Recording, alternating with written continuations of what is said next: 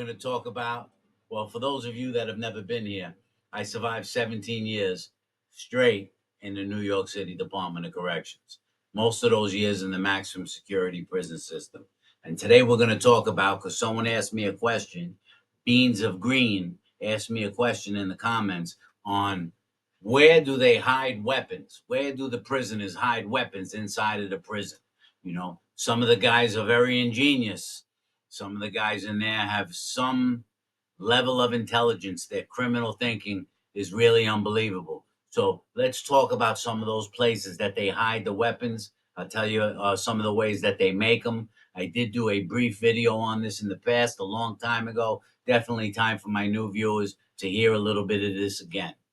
So we'll start with what they make weapons out of. The list is very extensive on what weapons get made out of. You have things like a very simplistic thing, like sharpening a toothbrush. A toothbrush is very hard plastic. And if you heat up the end of a toothbrush and make a point on the end of it, you have a weapon that can take someone's life. You have a weapon that you can stick right through someone's neck. That's just from a toothbrush. So the prison is never going to find ways to eliminate all the ways to make weapons, right?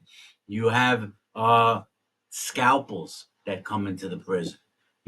They get brought in different ways. Officers bring them in and sell them to the prisoners, scalpels and razor blades. I've seen officers bring in actual buck knives, and sell them to the prisoners. So that's one way they come in. The second way they come in is through the visit room, through the package room. Yes, these ways aren't easy because people go through metal detectors, people go through body scanners. There's all different types of ways, but when there's a will, there's a way. Okay. And that's the way that certain weapons come in through the prison, into the prison. They come in through offices, they get in through the package room, they get in through the visit room. But the main source or the production of weapons comes from the things that are already inside of the prison. When you're inside of a prison, you are in a small city. Everything that's in the outside world, a lot of that is in prison. There's chairs made of metal, and even if the chair is plastic, it may have metal legs. There's tables, there's lockers, there's desks. You ever pull the drawer open to a desk?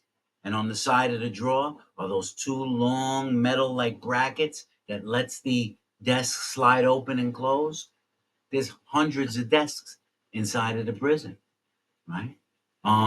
You have shops inside of the prison, vocational programs. You have a metal shop in Attica where they're fabricating steel lockers, aluminum lockers, metal desks, metal chairs that are sold to the public, that are given to state agencies. They're made inside a prison. You have a prison with a license plate factory. You have all different types of industry inside of the prison where weapons can be smuggled and made out of, right? You have things, I showed you the damage that a rolled up newspaper can do. A rolled up newspaper, when it's rolled a certain way, can fracture someone's skull. But we're talking about also real weapons that can kill someone swords. There's guys in there that make swords. 14, if you look at a ruler is 12 inches long. I seen guys with swords that were 18 inches long, 20 inches long, pieces of steel sharpened with handles made at a bed sheet wrapped around them. I'll show you some pictures of some of the weapons and the ways, the MacGyver ways that people have an ingenuity about them, where they think about these things and they have nothing but time to think about these things. So as I said, there's lockers, there's chairs, there's desks, there's metal shops, there's industry, there's cops bringing them in, there's people sneaking them in through the pack. There's always going to be weapons. Okay, and so now we can get back to that in a little bit. Let's talk about where they hide them. Right, there's all different places to hide them. I personally, when I had a weapon in prison, didn't keep it inside of my cell, because what happens is they do a cell search and they find the weapon inside of your cell. The penalty is much harsher than if you get caught somewhere else with it. You see, because when the weapon is on your person, I should say, when it's on your person is the worst. If the weapon is on your person, then you can't deny that weapon at all inside the disciplinary hearing because you're carrying the weapon on you. And you can get a year in solitary confinement. You can get years added to your sentence if they decide to charge you with possession of a weapon and take you to outside court. So you don't want to get caught with that weapon on your person because then you really can't deny ownership or possession of the weapon. If they find the weapon inside of your cell, you could always say you didn't know it was there. It must have been there when you moved into the cell, even though the administration will know this is most likely fabricated. Because when you move into a cell, you're supposed to sign a piece of paper saying that you searched the cell and the cell was clean of any contraband. At least you have an argument. You could say someone set you up and put it in the cell, or you weren't aware it was in the cell, or so there's at least a little argument where the penalty might not be as harsh. So you really, and they do a lot of cell searches, you know. But I have seen some very unique ways that guys hide the weapon inside of their cell. You have the simplistic when an officer comes to do a cell search, most officers rip the cell apart.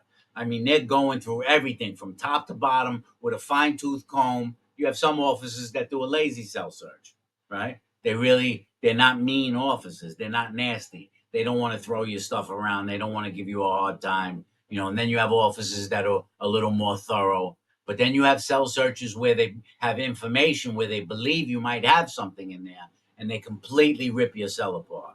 So guys used to hide them in the binding of books. You have plenty of books, hardcover books, even a softcover book. They would open the binding of the book and slide a scalpel in there, slide a razor blade in there. It's very hard to hide something like a steel shank inside of the book, but that was a simplistic place. They used to drop the razor or the scalpel inside of the baby powder. You're allowed to have baby powder, but then the officers shake the baby powder. They hear something in there. You know, those aren't really good ways to hide a weapon.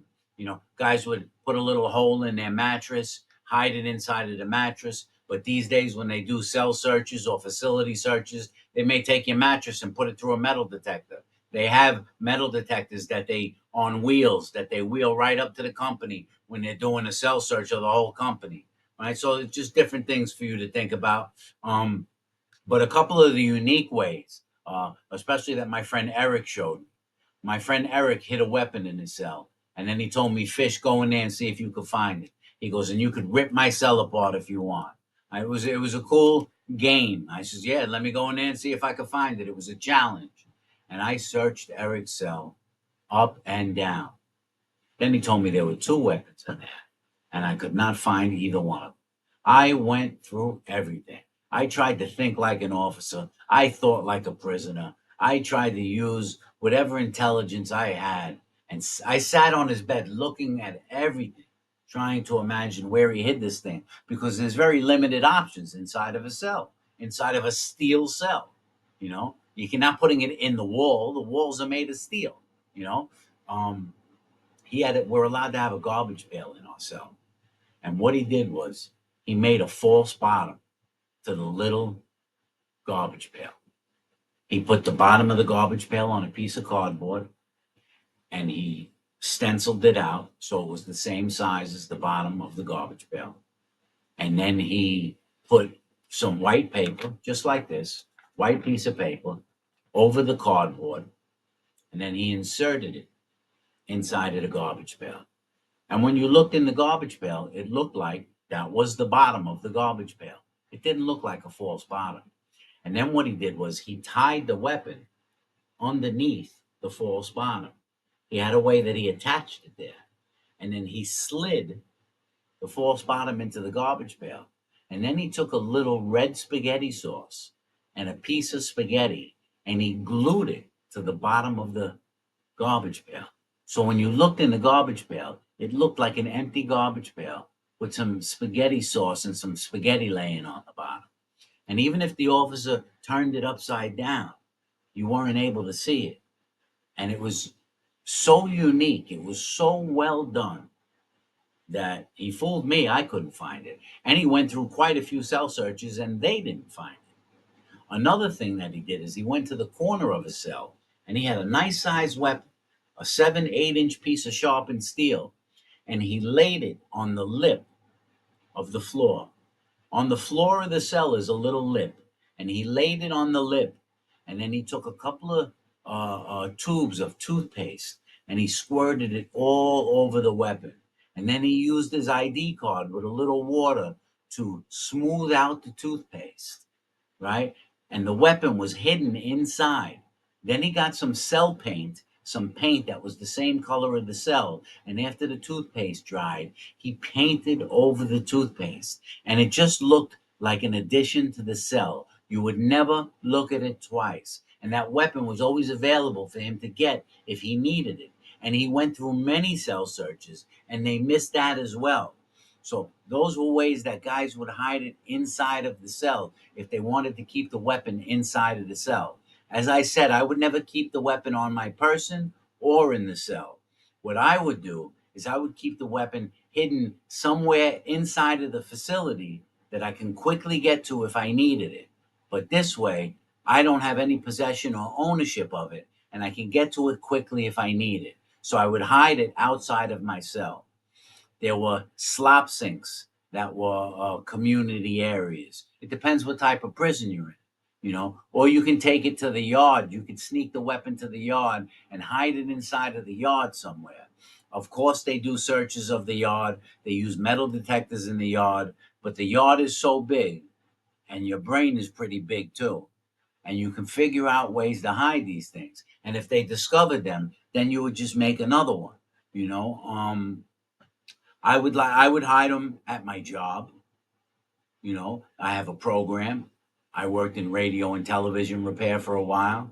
The place had tools and everything all over the place and stuff. There were places to hide it there. So very, very, as I said, ingenuity. A lot of ingenuity. Um, Carrying one around is dangerous. Um, my friend Eric sold weapons. The one that hid them inside of his cell, the one that hid it in the garbage pail and hid it. He used to make them and sell them to people. That was his hustle because Eric didn't have anyone on the street. He didn't have anyone sending him any money. He didn't have any money for commissary. And he used his brain to make weapons and sell them to the other prisoners. And he would sell them for 2 packs of Newports each. If a small one for 1 pack of cigarettes, another one for 2 packs of cigarettes. Another thing guys would do is they would make the rapist and the child molesters hold the weapon for them. They wouldn't give them a choice. If a guy was a rapist, he was a piece of garbage rapist or a child molester, guys would go right up to the rapist and say, listen, if you want to live in here, if you don't want to get beat up, if you don't want to get stabbed up, you're going to hold this weapon for me in your cell. All right.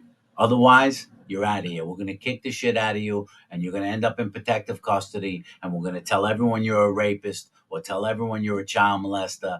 And so you're going to hold this. You're going to hold this weapon. And a matter of fact, you're going to pay to hold this weapon. Every time you go to commissary, you're going to buy me $25 worth of commissary, and you're going to hold this weapon. If you do that, I'll make sure nobody touches you. I'll make sure you're all right. And it would work like that. And then you would tell the other prisoners, yo, don't do nothing to him because I got him under my wing.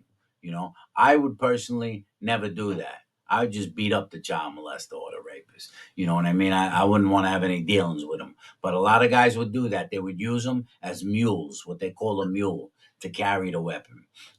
So plenty of places to hide them. People hid them in light fixtures. People hid them. It depends what prison you're in, what areas were available, but a lot of a lot of different ways.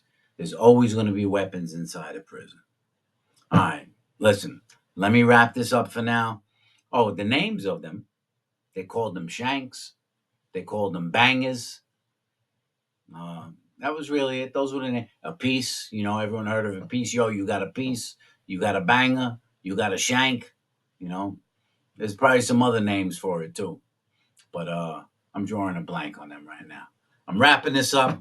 I'll talk to you guys later, and hope everyone had a nice holiday.